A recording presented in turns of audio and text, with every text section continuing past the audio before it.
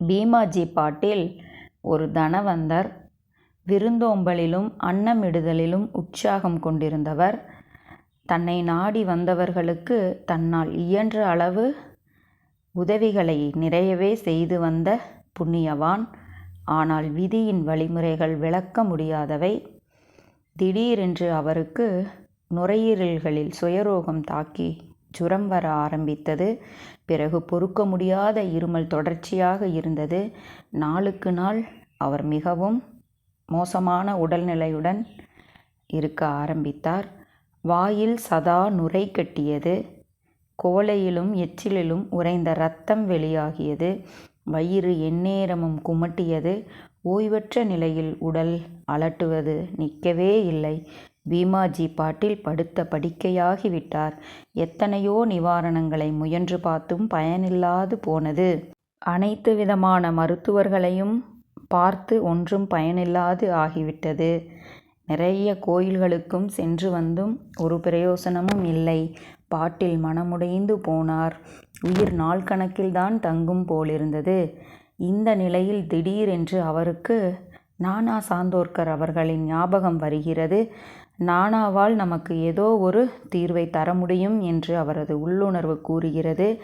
ஆகவே நானாவை தொடர்பு கொண்டு அவருடைய நிலைமையை கூறுகிறார். நானாவும் சீரடிக்கு வருமாறு அவரிடம் கூறுகிறார்.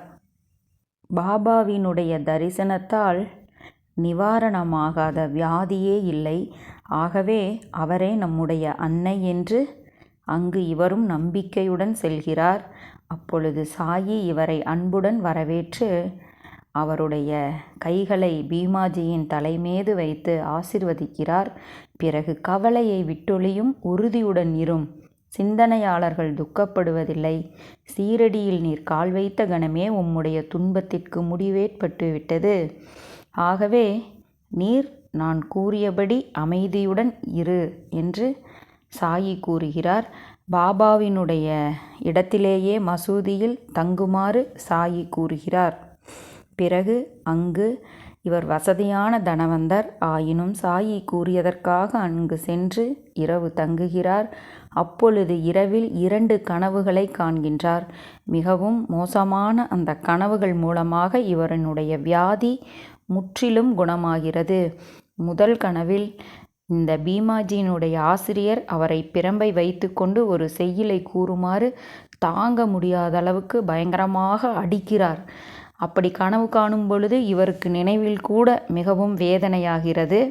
ஆனால் காலையில் கண்முழித்தவுடன் அவரின் வியாதி முழுவதுமாக நிவாரணம் அடைந்ததை உணர்கிறார்.